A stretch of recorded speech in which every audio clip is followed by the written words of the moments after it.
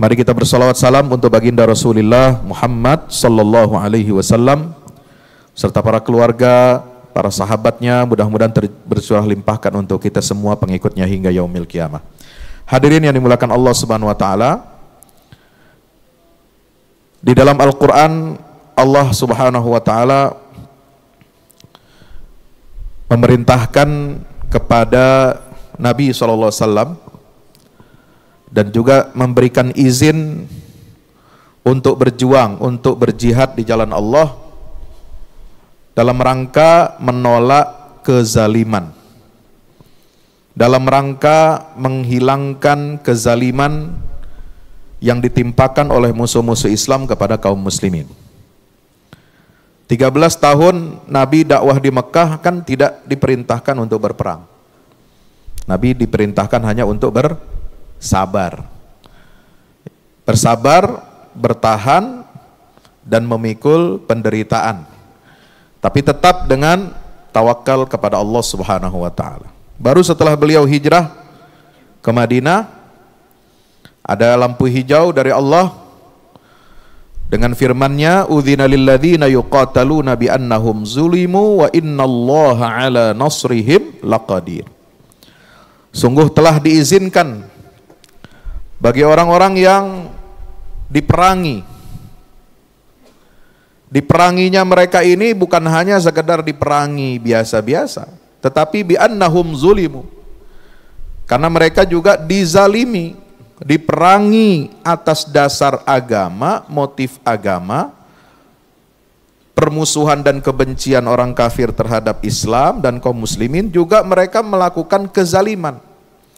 Maka Allah perintahkan, mengizinkan umat Islam ini untuk membalas dan untuk membela diri. Udzina lil ladzina yuqataluna bi annahum zulimu wa innallaha ala nasrihim laqadir. Alladzina ukhriju min diyarihim bighairi haqqin illa ayyaqulu rabbunallah. Kenapa? Karena mereka telah diusir, dikeluarkan dari rumah-rumah dan tanah kelahiran mereka. Di dalam Al-Quran, pengusiran paksa terhadap umat Islam dari rumah dan tanah airnya, itu kejahatannya sama dengan pembunuhan. Ya, coba lihat dalam Al-Quran itu, ya, ada istilah uktuluhum aw ikhruju aw akhrijuhum min diyarihim. Bunuhlah mereka, ya, dan keluarkan mereka dari kampung-kampungnya. Itu perkataannya orang-orang kafir, ya. Sehingga pengusiran dari rumah sama jahatnya, sama zalimnya dengan apa? Pembunuhan itu sendiri. Apalagi kalau dua kejahatan ini bersama-sama bertemu dan berkumpul dalam satu waktu. Itulah yang dihadapi oleh saudara-saudara kita kaum muslimin di Palestina, terutama di jalur Gaza yang sedang ramai sekarang ini. Sudah memasuki hari keberapa? 47 apa 46? Dari tanggal 7 Oktober ya, sekarang tanggal berapa? 22. Ya, 22. Nah, saudaraku yang dirahmati Allah Subhanahu wa taala, dalam Islam itu tidak boleh kita mendiamkan kezaliman, tidak boleh kita membiarkan orang lain berbuat sewenang-wenang, semena-mena terhadap kita. Kalau ada orang Islam dizalimi lalu dia diam, ya, apalagi setelah ditampar pipi kanannya lalu kita menyerahkan pipi kirinya, maka itu bukan orang Islam namanya. Ya. Sebab ciri orang beriman itu apa? Walladzina idza asabahumul baghyu hum yantasirun. Mereka orang yang apabila ditimpakan kezaliman, al-baghyu, ya, pelanggaran terhadap hak-hak orang Islam, maka mereka harus apa? Yantasirun, harus bangkit membela diri. Itu ajaran Islam. Ya. Oleh sebab itu, apa tugas kita kaum muslimin untuk menolong saudara-saudara kita, membantu saudara-saudara kita umat Islam yang tertindas, yang teraniaya dan terzalimi ini? Maka ada 4 hal yang harus kita lakukan. 1, doa yang terbaik. Ya, doa. Doa itu senjata orang beriman. Gunakan doa itu yang terbaik itu untuk membela saudara-saudara kita, menjadi senjata spiritual, senjata rohani untuk mendukung perjuangan mereka meraih kemerdekaannya. Apalagi yang diperjuangkan oleh kaum muslimin di jalur Gaza, pejuang-pejuang perlawanan ini adalah untuk membela kesucian kehormatan Masjidil Aqsa, kiblat pertama umat Islam, tempat Isra dan Mi'rajnya baginda Rasulullah sallallahu alaihi wasallam, dan tempat kita nanti dikumpulkan oleh Allah di yaumil qiyamah di padang mahsyar. Padang mahsyar itu di mana? Ardul mahsyar itu adalah di Baitul Maqdis. Yang kedua, gunakan apa? Apa yang harus kita persiapkan untuk menolong saudara-saudara kita? Ilmu. Ya. Anda kalau mau menolong umat Islam di Palestina, Anda kalau ingin menolong perjuangan membebaskan Masjidil Aqsa, Baitul Maqdis, harus punya ilmu. Ilmu itu harus disiapkan. Kenapa? Jangankan kita yang jauh, yang dekat aja. Negara-negara kan dekat Pak ya. Penguasa-penguasanya kadang banyak yang dablek itu. Kenapa tidak mau bantu perjuangan membebaskan Al-Aqsa? Karena ilmunya nggak ada. Nggak tergerak, nggak terdorong. Apalagi kita yang jauh. Tambah lagi ada yang nyinyir, ngapain bantu orang di jauh-jauh di sana di Palestina? Di negara kita juga masih banyak masalah. Ya. Itu orang cermin tidak punya ilmu. Maka ilmu ini harus kita persiapkan. Ilmu apa? Tentang Baitul Maqdis, ilmu tentang Al-Aqsa, ilmu tentang ayat-ayat Al-Quran yang berbicara tentang kemuliaan umat Islam yang berjuang, yang mempertahankan Baitul Maqdis di akhir zaman. Ya. Karena itu sesuai dengan sabda Nabi SAW, la tazalu ta'ifatum min ummati zahirin 'alal haq li'aduwihim qahirin la yadurruhum man khadalahum wala ma asabahum min la'wa. Akan ada satu golongan dari umatku, ya. Jadi yang membebaskan Al-Aqsa itu enggak banyak-banyak memang. Hanya segolongan yang menegakkan kebenaran, yang bisa mengalahkan musuh-musuh mereka. Li'aduwihim qahirin. Itu enggak seluruh umat Islam. Itu Nabi sudah mengatakan. Cuma satu golongan aja. Bahkan satu golongan ini bukan hanya diserang kiri kanan oleh musuh mereka, yaitu Zionis. Ya, kalau sekarang kita nyebutnya nggak usah Zionis lagi, udah Zionazi, karena perbuatan mereka itu sudah lebih jahat daripada Nazi Hitler, ya. Dulu mereka dipanggang hidup-hidup oleh Hitler, rezim Nazi itu, karena sifat yang tercela yang ada pada diri orang-orang Yahudi di Eropa. Ya. Jumlahnya nggak seberapa yang dipanggang itu, ya, di kamar gas. Tapi sekarang yang mereka lakukan kepada saudara kita di Palestina, mereka diberikan perlindungan, tempat berlindung, tempat pengungsian dari Eropa datang ke Palestina, diberikan tempat, disantuni oleh orang-orang Islam di Palestina dengan baik hati. Mereka justru setelah memiliki kekuatan, mereka usir pemilik tanah itu, mereka tendang keluar dari negeri itu, dan mereka bunuhi, mereka bantai rakyat Palestina itu. Ini kan lebih jahat dari Nazi, ya. Itu Zionazi namanya. Ya. Ya. Bukan hanya mereka diserang dari udara, dari darat, dari laut oleh musuh mereka, bahkan diserang oleh saudara-saudaranya sendiri sesama muslim. Ya. Itulah yang disebut dengan apa? La yadurruhum man khadalahum. Bagaimana cara orang Islam kok bisa menyerang saudara sendiri? Cukup dengan membiarkan mereka berjuang sendiri. Nah, itu sudah menyerang itu. Ya. Nggak mau ngasih bantuan. Jangankan bantuan kemanusiaan, ngomongnya aja udah ngaco, ngomongnya aja udah fitnah, ngomongnya saja sudah jelek terhadap rakyat Palestina dan terhadap para pejuang-pejuang yang berada di garis depan. Ya. Itu sudah kategori khudlan, membiarkan. Padahal Nabi SAW mengatakan apa? Orang muslim terhadap muslim itu tidak boleh apa? La yakhdhuluhu wala yuslimuhu, nggak boleh membiarkan dia teraniaya dan nggak boleh menyerahkan teman kita, saudara kita ini kepada musuhnya. Yang terjadi sekarang apa? Banyak orang-orang yang mengaku Islam, entah itu rakyat, entah itu penguasa negeri muslim, yang membiarkan dan menyerahkan Palestina ini kepada musuh mereka. Ya. Di belakang layar atau di depan layar. Kalau depan layar mungkin nggak berani. Ya, di depan publik biasanya selalu menyampaikan apa? Kecaman, ya. Ya, tampil suci gitu ya. Tapi di belakang layar itu menikam itu. Banyak yang begitu, banyak saya tahu. Ya.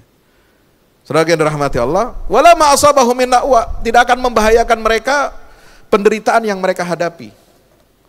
Korban-korban yang banyak berjatuhan, enggak. Mereka tetap tegar di jalan Allah. Mereka bahkan anak-anaknya saja sudah terdidik akidahnya dengan baik. Ya. Ketika ibunya minta tolong, teriak, mana penguasa Arab, mana penguasa Muslim yang bisa membantu kami, anak itu mengatakan apa? Ibu, jangan kau minta pertolongan kepada manusia. Karena tidak ada pertolongan yang lebih baik daripada pertolongan Allah. Seandainya malaikat Jibril turun menawarkan bantuan kepada rakyat Gaza, kita hanya cukup mengatakan, wahai Jibril, kami tidak minta apa-apa dari kamu, yang hanya bisa kami ucapkan kepadamu adalah ucapan Nabi Ibrahim ketika dia dilemparkan ke dalam bara api yang berkobar-kobar, yaitu ucapan apa? Hasbunallah wa ni'mal wakil. Cukup Allah penolong bagi kami. Kalau engkau mau beri pertolongan, menawarkan sesuatu, kami tidak mau. Yang kami mau hanya pertolongan Allah. Ya. Mereka tetap sabar itu, Pak. Luar biasa. Ya. Walaupun air, pasokan ini itu semua diputus, listrik diputus, internet putus, tapi mereka tetap tabah, tetap sabar, tetap bertahan kuat, dan mengatakan hanya satu yang tidak bisa diputus oleh Zionazi, yaitu hubungan kami dengan Allah Subhanahu wa ta'ala. Ya. Kemudian para sahabat bertanya, ya Rasulullah, orang seperti itu di mana adanya? Yang bisa mengalahkan musuh, yang tegakkan kebenaran, ya, yang komitmen kepada ajaran Islam, tidak akan membuat mereka hancur dengan tindakan orang-orang yang membiarkan mereka ataupun yang memfitnah mereka. Kata Nabi SAW ketika ditanya oleh sahabat itu, di mana mereka?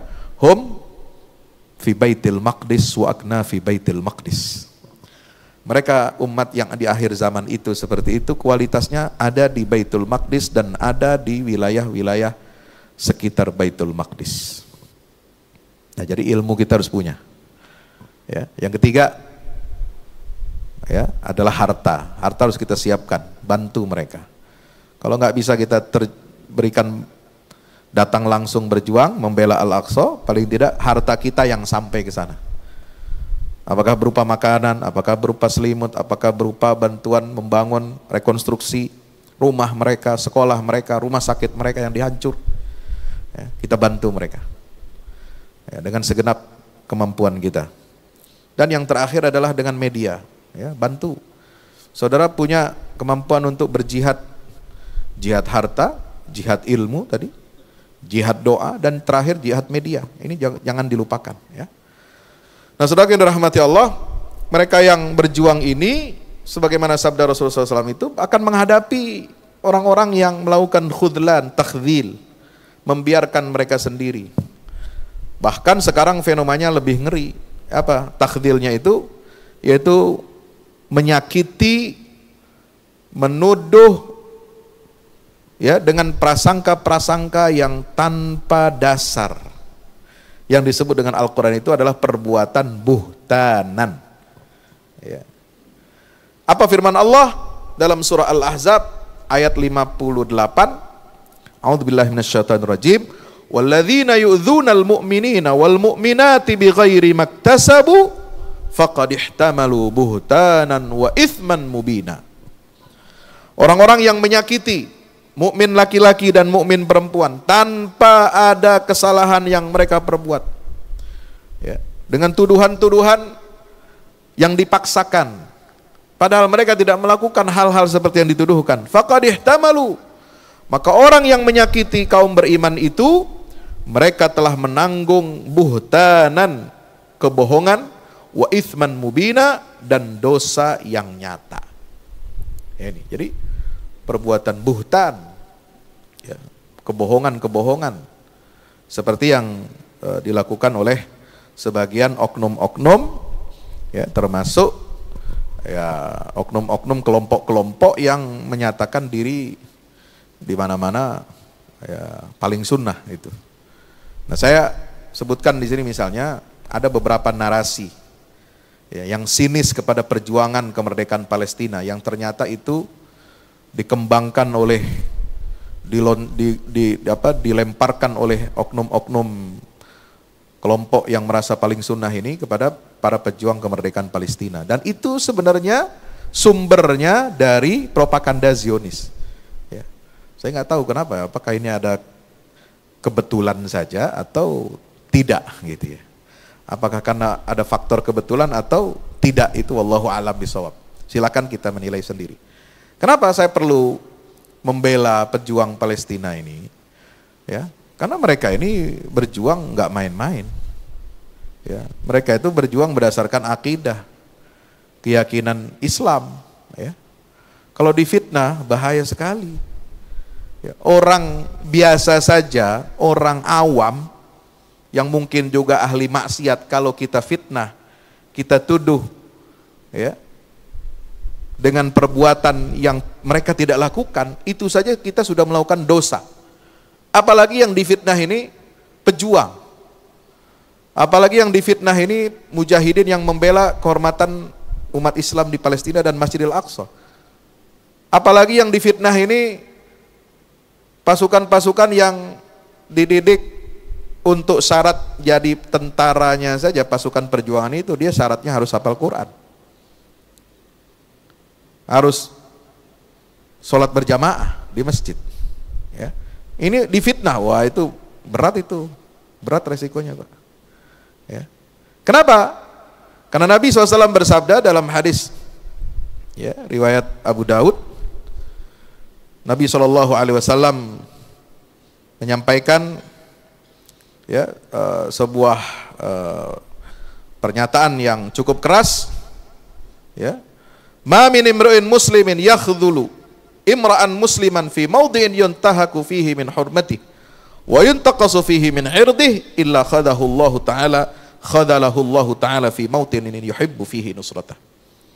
Ini hadis riwayat Abu Daud nomor 4884. Nabi bersabda, siapa orang muslim yang membiarkan saudara muslimnya yang lain ketika dia, ya, kehormatannya dilanggar, ya, kehormatannya dilanggar, wa yuntaqasu fihi min irdihi, dan, ya, kemuliaannya, harga dirinya dikurangi, kecuali Allah akan apa?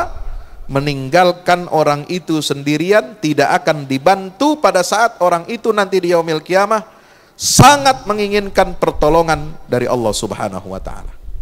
Maka tugas saya yang mengerti tentang masalah ini harus membela, ya, kehormatan saudara-saudara kita.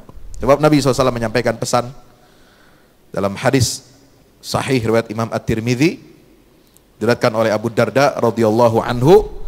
Apa sabda Nabi SAW? Man radda an irdi akhihi raddallahu an wajhihi an-nar yaumal qiyamah.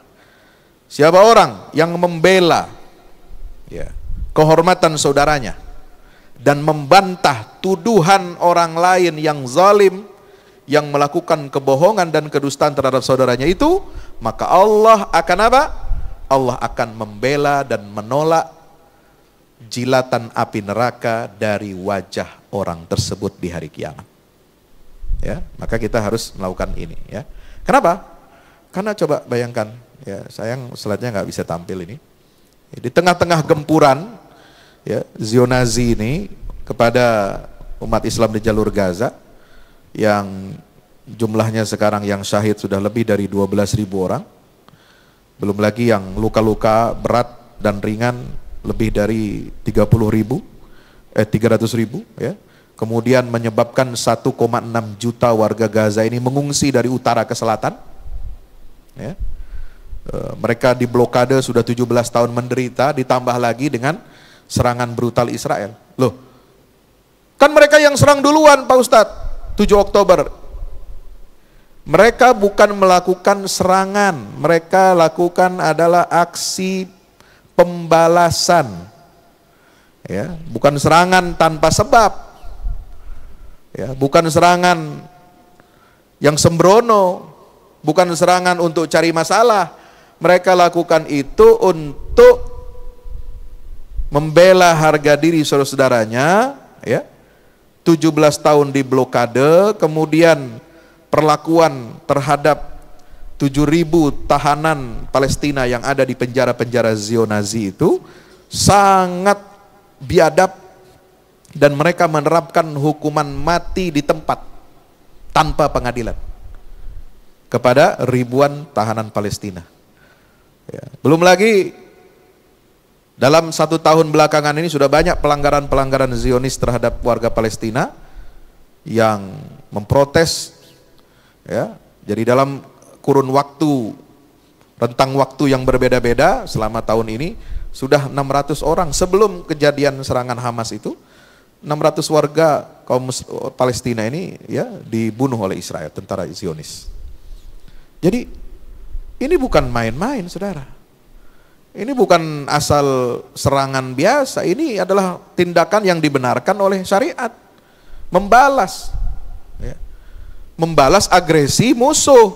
Lah kalau musuh dibiarkan terus, makin sombong dia, makin ngelunjak, makin berani dia melanggar harga diri kaum muslimin, dan mereka akan semakin berani untuk mencaplok Masjidil Aqsa, ya. Karena Masjidil Aqsa ini sekarang sudah hampir dikuasai penuh oleh mereka. Terus diganggu, diprovokasi, masuk tentaranya, ya. Orang-orang Zionis itu masuk ke pelataran Masjidil Aqsa, dilindungi oleh tentara-tentara Zionis, ya. Kemudian melempari gas air mata kepada orang-orang yang sholat, ya. Bahkan mereka sudah menerapkan undang-undang, negara Zionis itu bikin undang-undang pembagian waktu dan tempat Masjidil Aqsa itu untuk bukan hanya umat Islam, karena itu hak murni milik umat Islam, tapi mereka mau ambil sebagian waktu dan tempat itu untuk ibadah kaum Yahudi, laknatullah. Ya, ini kan pelanggaran terhadap syariat Islam. Nah, mereka itu membalas serangan itu, ya.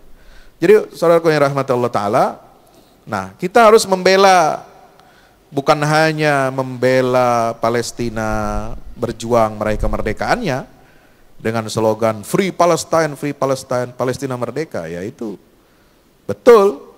Tapi kita juga harus membela ya kehormatan para pejuangnya. Lah, siapa yang berjuang itu? Di sana orang-orang yang nggak main-main, ya. Orang-orang pilihan yang mereka memiliki ilmu yang benar, akidah yang kuat untuk mempertahankan dan membela kesucian Masjidil Aqsa ini. Jadi banyak narasi-narasi yang disampaikan para orang-orang yang membranding diri sebagai ahlu sunnah, ya. Ada akun di Instagram, ya saya sebut aja nih namanya, akun Sunnah Salafi, gencar memuat propaganda menggembosi perlawanan Palestina terhadap penjajah, ya.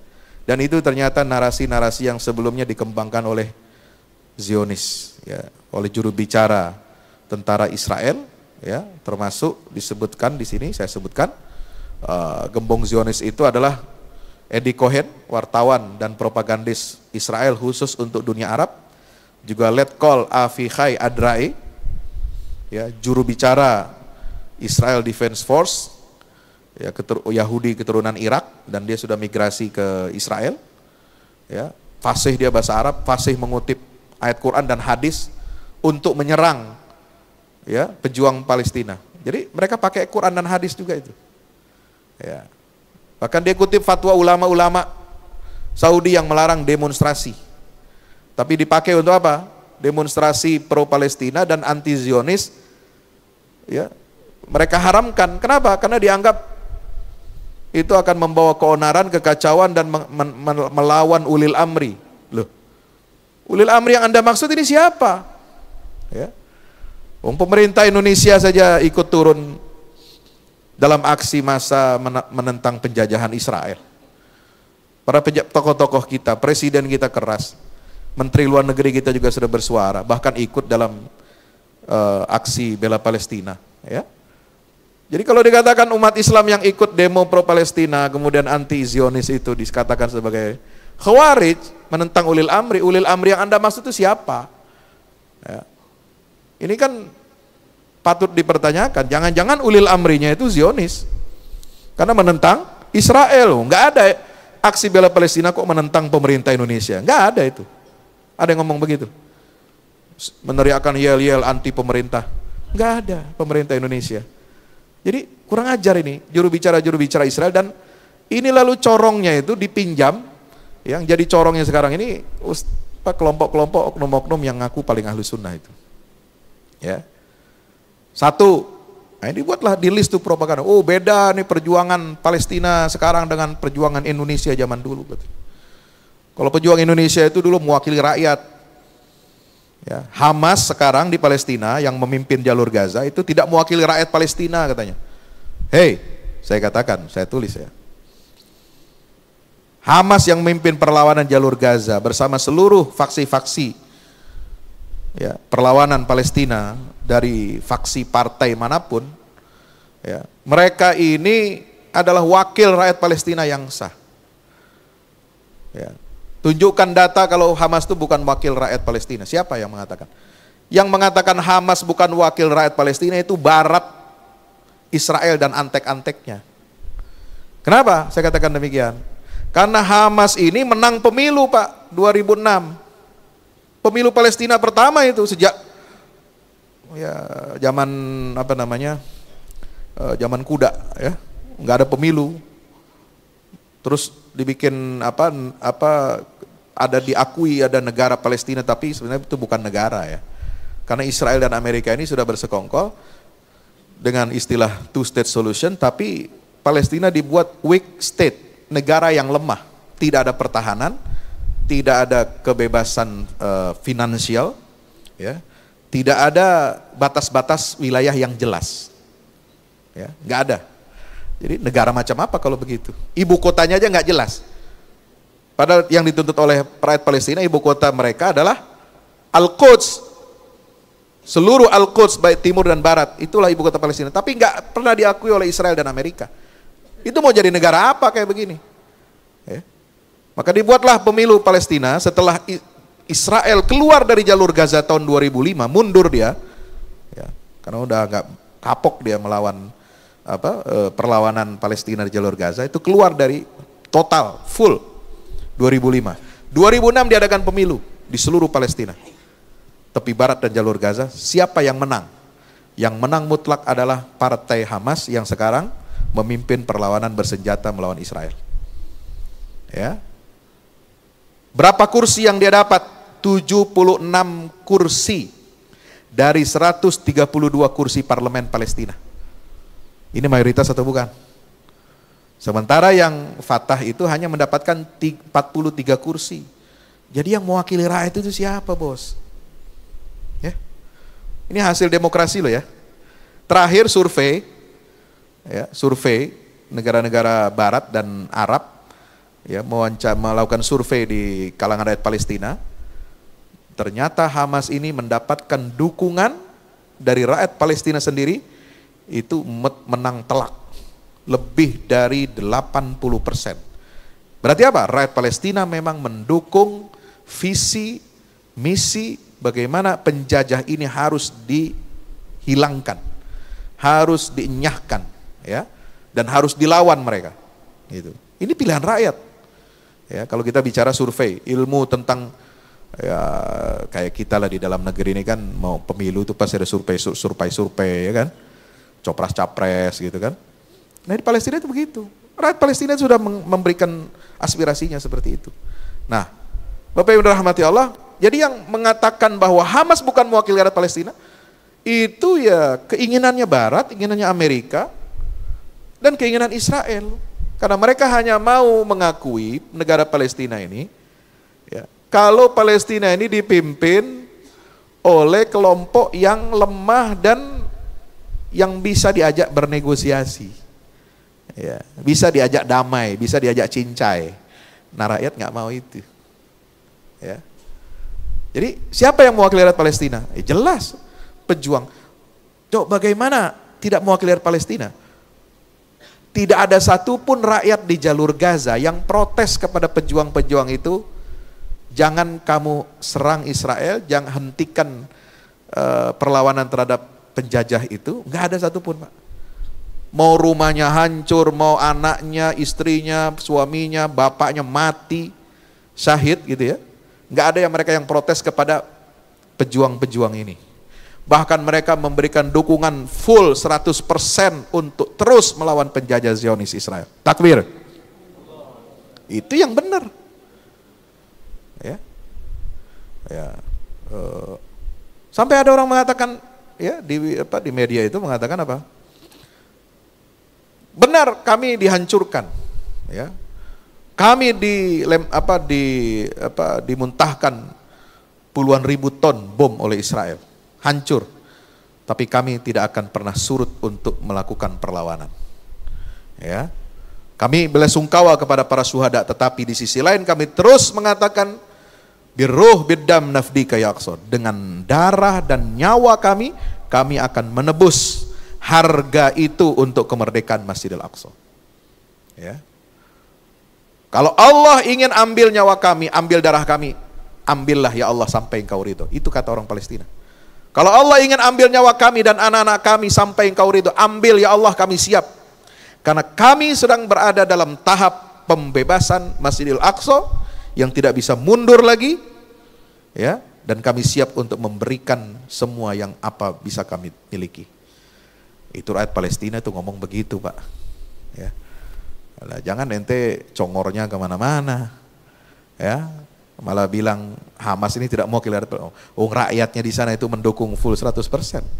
Itu wakil rakyat itu, ya, subhanallah, ya.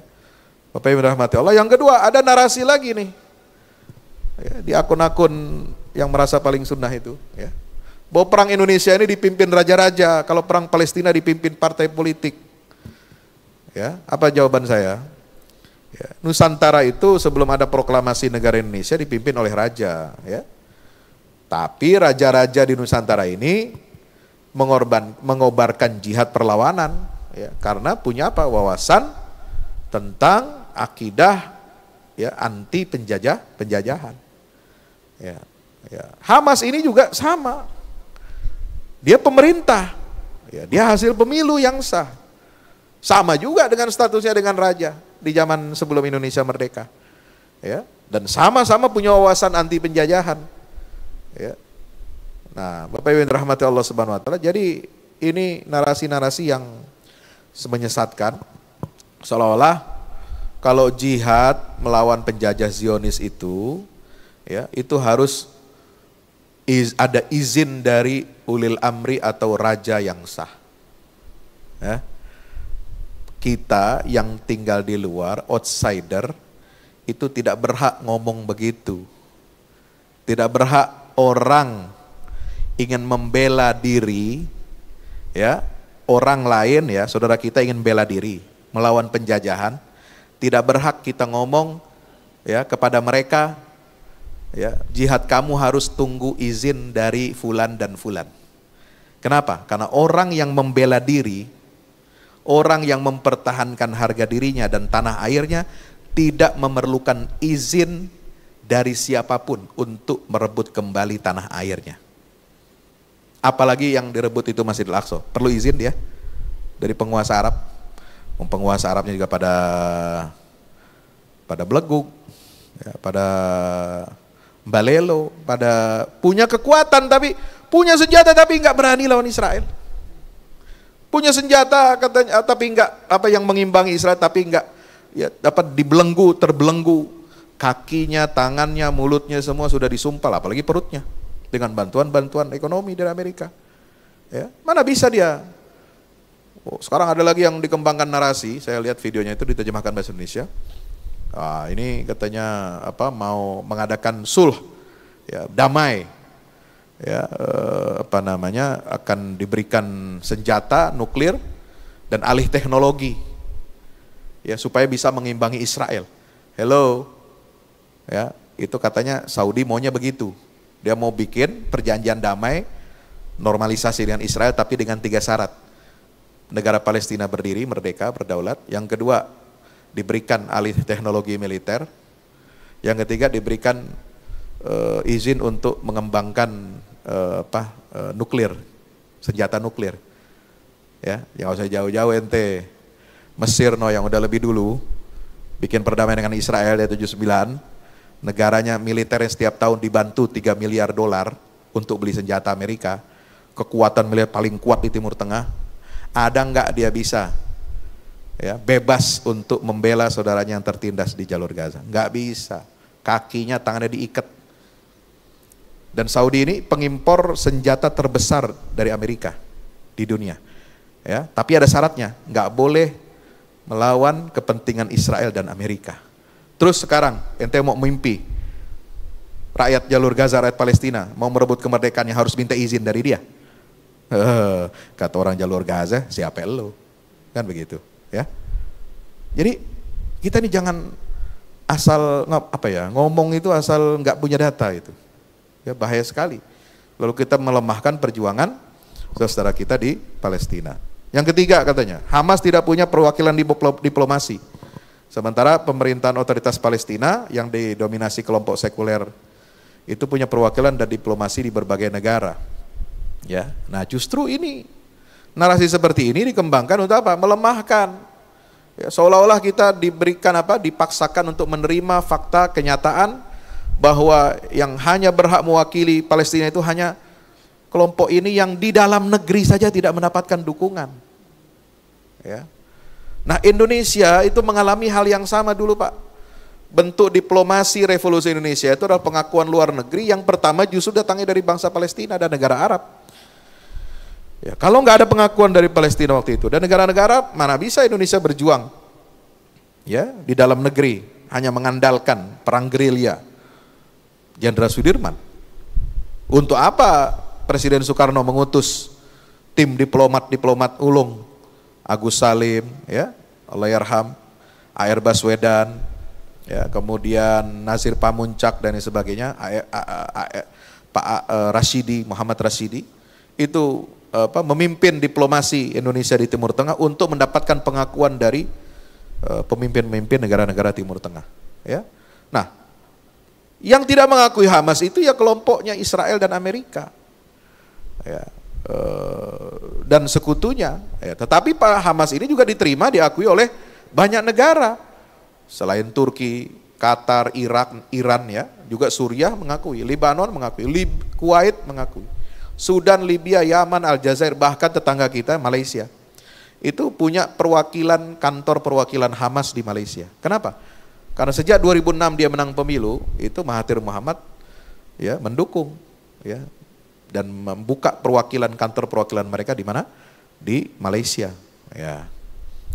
Termasuk juga Rusia, Cina, ya, Afghanistan itu mendukung dan punya perwakilannya. Jadi bagaimana kita mengatakan, ya, bahwa Hamas ini tidak mewakili diplomasi Palestina. Ada lagi fitnah yang mengatakan bahwa pemimpin perlawanan Palestina ini foya-foya di hotel di luar negeri bersama keluarganya. Sedang pahlawan Indonesia itu banyak berjuang bersama rakyat, bahkan keluar masuk hutan. Ya, ini juga omongan yang tidak berdasarkan fakta, ya, hanya berdasarkan hayalan, imajinasi.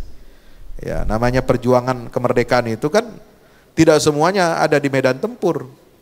Ada yang mengatur siasat strategi, ada yang mengatur diplomasi di luar negeri, ya. Itu semua dilakukan oleh pemimpin-pemimpin revolusi Indonesia. Sama dengan di Palestina, Hamas juga begitu.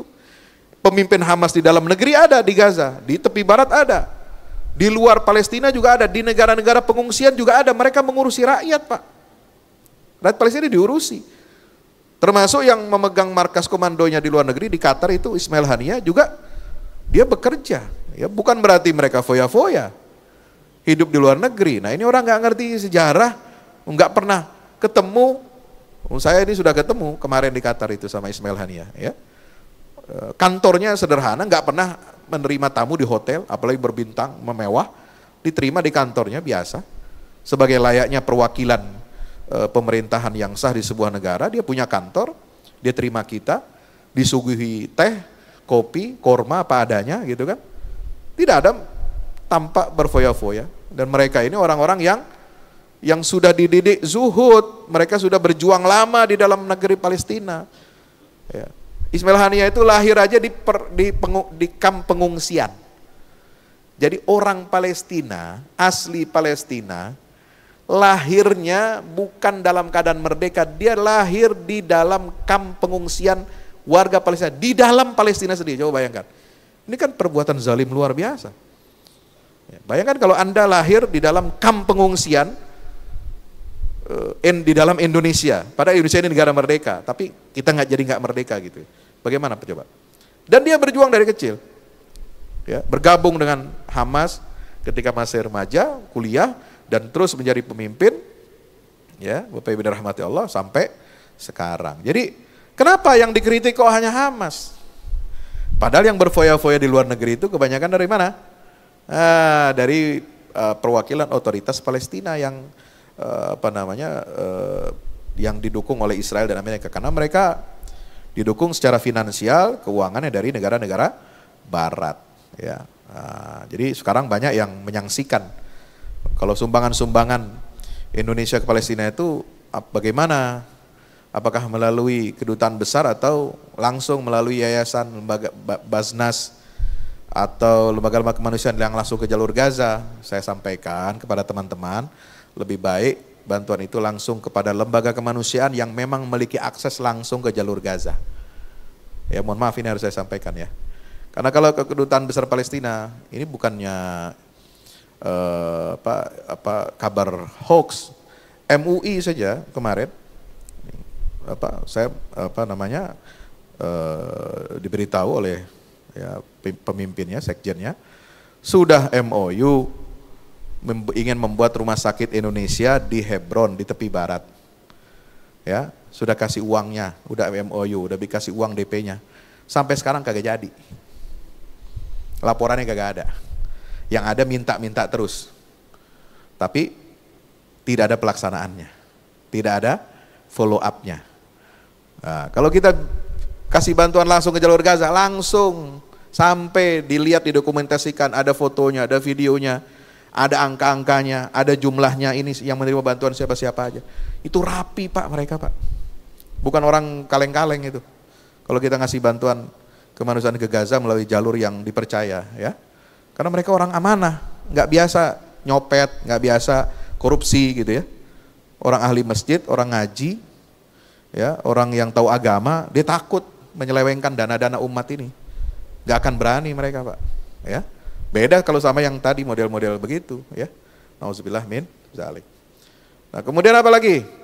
Dibilang ada di sini pejuang Hamas ini berperang dari bawah tanah mengakibatkan banyak korban warga sipil. Beda dengan pejuang revolusi Indonesia mengosongkan pemukiman terlebih dulu dan mengungsikan warga sebelum perang.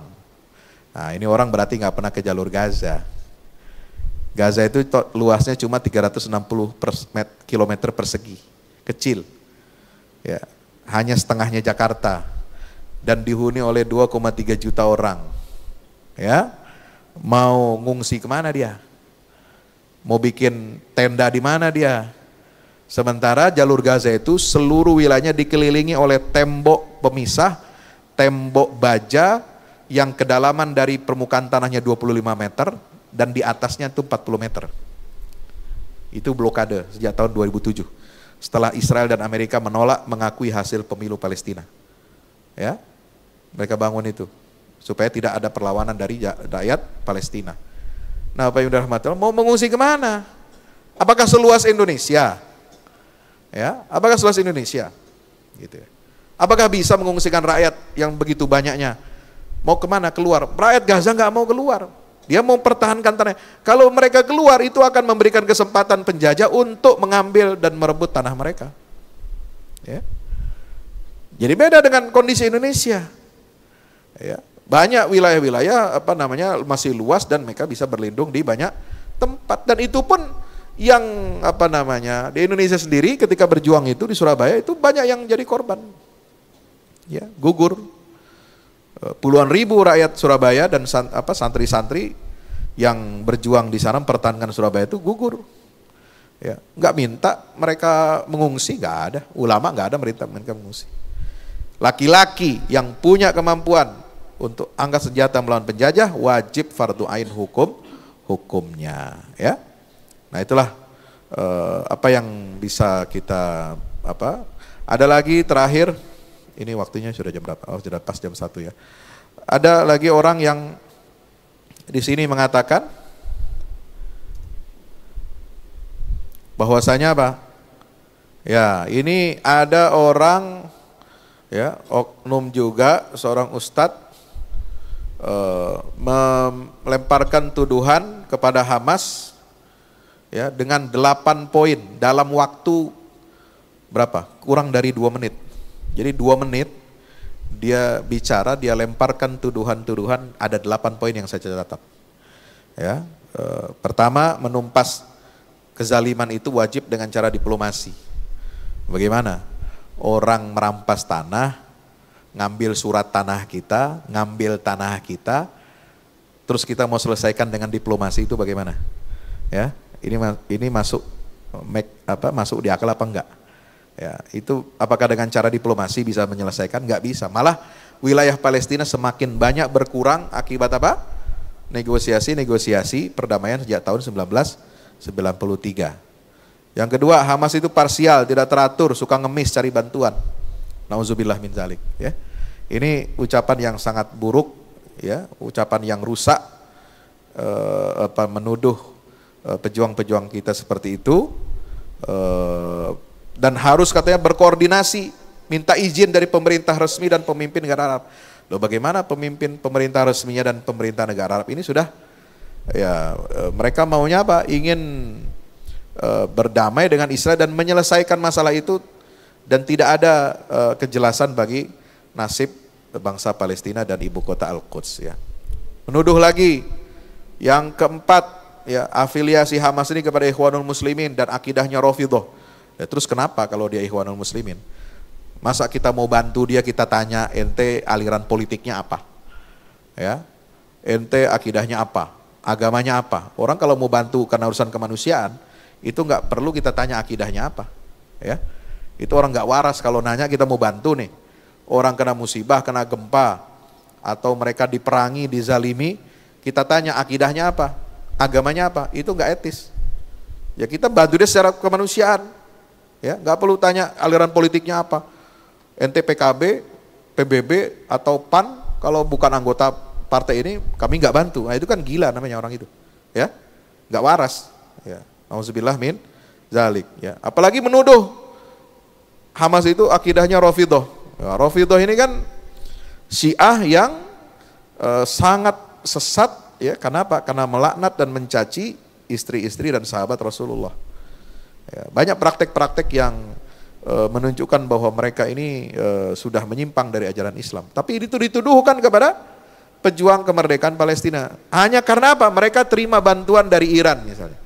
Loh, mereka juga terima bantuan dari semua negara. Apakah lalu kemudian kita bisa menuduh bahwa mereka ini adalah agen Rusia, agen Cina? Cina juga bantu, Korea Utara juga. Apakah mereka jadi komunis, jadi sosialis kalau terima bantuan seperti itu? Kan tidak. Bapak yang dirahmati Allah, tidak ada buktinya mereka itu berakidah Rafidhah. Ya, cara sholatnya juga bukan Syiah, cara muamalahnya juga tidak menunjukkan mereka Syiah. Akidah yang mereka terapkan juga untuk masyarakat dan anak-anak mereka juga itu jelas akidah mereka adalah Ahlus Sunnah wal Jamaah. Katanya ada lagi tuduhan, waduh, jahat lagi tuduhannya. Hamas ini tidak ingin membebaskan Al-Aqsa tujuannya, tapi membebaskan Masjidil Haram dari cengkeraman rezim Bani Su'ud. Ini kan asalnya dari Syiah. Syiah ingin menjatuhkan rezim Saudi, yaitu urusan mereka, konfrontasi, ya, rivalitas antara Iran dengan Saudi. Tapi Nggak bisa kita tuduhkan itu kepada Hamas. Hamas itu tujuannya ADRT jelas, membebaskan Palestina dari penjajahan Israel dan memerdekakan Masjidil Aqsa. Nggak ada dia menyebut masalah Masjidil Haram harus ya dibersihkan dari rezim Saudi. Nauzubillah min. Ini tuduhan, itu namanya buhtan. Faqad ihtamalu buhtanan wa ithman mubina. Ya, Hamas tidak ingin mengusir Israel, cuma cari perhatian. La haula wala quwata illa billah. Ya, ada lagi yang bilang Hamas itu buatan Israel. Loh, buatan Israel gimana? Oh, mereka ADRT-nya itu ingin berjuang menentang dan melawan Israel. Kok disebut tidak ingin mengusir Israel, cuma cari perhatian, ya. Ini orang nggak piknik, ya, nggak pernah baca, cuma berandai-andai, berimajinasi, berhayal, lalu dia sampaikan ke jamaahnya, dan jamaahnya ada yang mengamini lagi. Nah, ini kan sangat miris, ya. Hamas itu tinggal di luar negeri, tidak bersama rakyat yang menderita. Nah, tadi sudah saya jelaskan bahwa mereka sudah membagi peran dan tugas masing-masing. Ada yang bertugas di dalam negerinya, ada yang bertugas di luar negeri, semua saling bahu-membahu dan mereka merotasi. Giliran itu semua sudah, nanti ada yang sudah di dalam negeri, nanti ditugaskan di luar negeri dan seterusnya dan seterusnya. Ya. Setelah bikin kekacauan, yang menyelesaikan masalah adalah Saudi, Mesir dan Emirat. Ya, ini lagi mencampur adukan masalah ini, kemudian seolah-olah karena memang itulah tugas kewajiban negara-negara Muslim, harus secara memberikan kesepakatan. Sekarang yang justru tampil ya untuk menyelesaikan masalah pembebasan tawanan Israel yang ditawan oleh Hamas itu kan sekarang Qatar, Pak. Ya, Qatar ini menjadi mediator, ya. Bukan Saudi, bukan juga Emirat Arab, ya. Boleh bantuan diberikan tapi ke arah yang tepat. Nah, ini maksudnya bagaimana? Apakah tadi kita harus bertanya dulu bantuan ini kepada siapa, akidahnya apa, aliran politiknya apa? Nah, ini kan sebuah tindakan atau ucapan yang bisa memecah belah umat Islam. Sama dengan ya podcast sebelumnya yang pernah kita lihat, itu ada oknum juga itu dari kalangan Aswaja, ya, yang mengatakan bahwa bantuan ke Palestina itu jangan sampai jatuh ke tangan teroris. Ya, Hamas itu ya itulah gambaran Barat dan Israel mengatakan Hamas itu yang teroris, bukan Israel yang teroris. Nah, ini kan maling teriak maling. Lalu kemudian ada dai yang mengatakan di Indonesia, ya, mengatakan hati-hati jangan gampang berikan bantuan ke Palestina, ke Gaza, nanti akan disalahgunakan oleh kelompok-kelompok teroris lah. Yang teroris itu siapa, bos? Nauzubillah min zalik. Demikian, mudah-mudahan apa yang saya sampaikan ini ya dapat memberikan pencerahan kepada kita sehingga kita tidak mentah-mentah melemparkan tuduhan kepada sesama saudara. Assalamualaikum warahmatullahi wabarakatuh.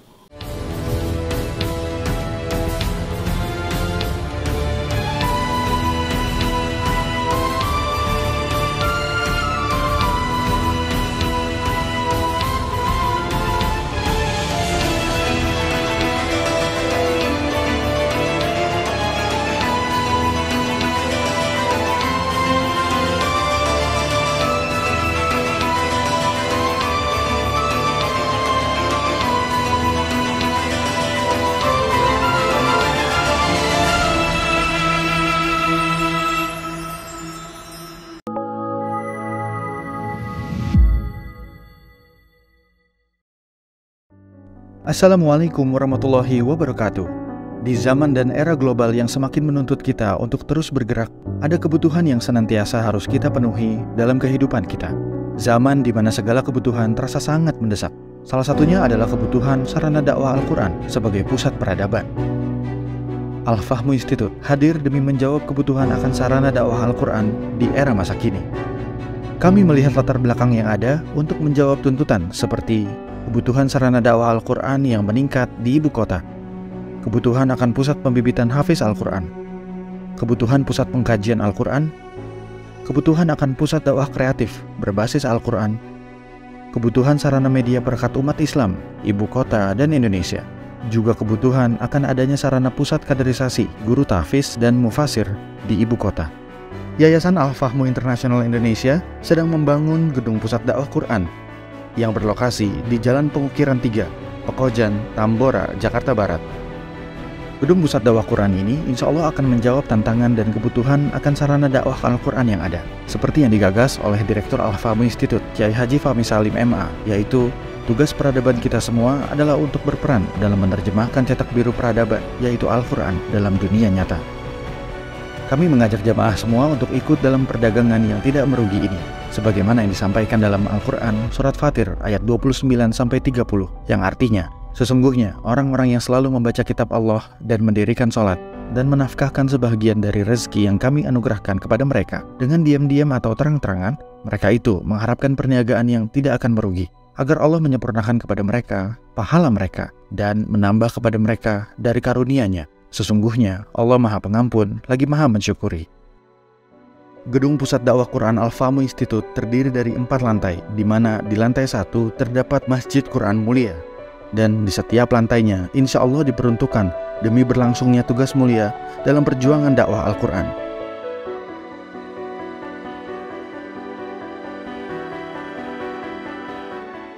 Berikut adalah rencana anggaran biaya yang dibutuhkan dalam pembangunan Gedung Pusat Dakwah Quran.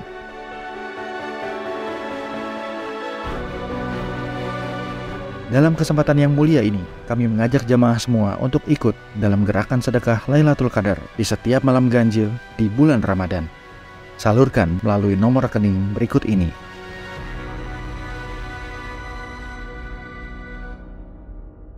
Al-Fahmu Institute, bahagiakan Indonesia dengan dakwah Quran.